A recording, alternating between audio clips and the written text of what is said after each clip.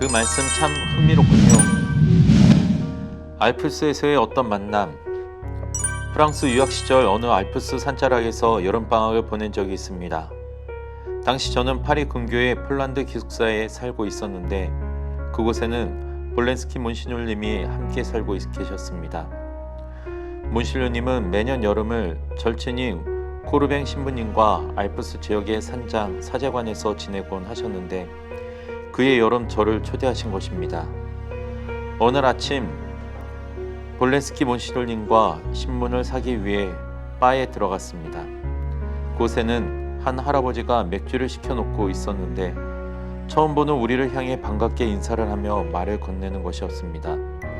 뭐하는 사람이냐? 어디서 왔느냐? 그러곤 우리가 가톨릭 사제이며 신학을 공부하는 사람이라는 것을 알고는 이렇게 말씀하시더군요. 나는 겨울에는 스키 강사 일을 하고 여름엔 양치는 일을 합니다.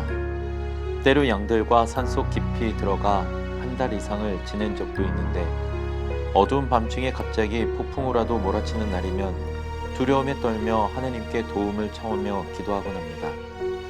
하지만 교회에서 하는 우스꽝스러운 이야기들, 가령 마리아가 동정으로 아기 예수를 낳았다거나 하는 이야기는 있을 수 없는 일이라고 생각합니다. 저는 내심 저명한 신학자 교수님이신 볼렌스키 몬시뇰께서 명쾌한 답을 주실 것이라 기대하였습니다. 그런데 몬시뇰님의 반응은 놀라웠습니다. 할아버지의 말씀을 진지한 표정으로 고개를 끄덕이며 이렇게 답하셨기 때문입니다. 그 말씀 참 흥미롭군요. 짧은 만남, 긴 여운. 그날 아침바에서 일어난 일은 저에게 긴 여운을 남겼습니다. 나라면 어떻게 답했을까? 수년이 지난 지금에서야 저는 볼렌스키 몬시뇰님의 그 말씀이 진정한 답이 아니었을까 하고 생각합니다. 아침 9시에 생맥주를 마시며 우리와 흥미로운 아침을 시작했던 할아버지. 그분은 최소한 자기 이야기에 귀를 기울이고 흥미를 보이며 고개를 끄덕이던 나이 많은 할아버지 신부님을 알게 된 것이 기뻤을 것입니다. 그리고 자기 이야기가 허무맹랑한 것이 아니라는 것에 자부심을 가졌을 것입니다. 그분이 다소 공격적인 태도로 우리에게 말을 건넸지만 자신의 불신앙을 퍼뜨리려는 불순한 의도를 지니지 않았던 것은 분명합니다.